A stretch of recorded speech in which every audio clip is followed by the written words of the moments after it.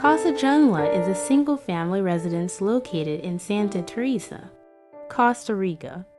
The project focuses on creating a sustainable dialogue between the natural surroundings, the built space, and the occupants' interactions with both.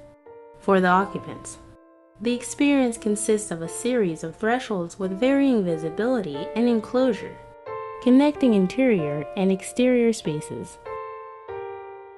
The layout of the house is organized around perimeter walls, clad in local stone, providing privacy and security to the interior areas while keeping the rear facade open to the landscape.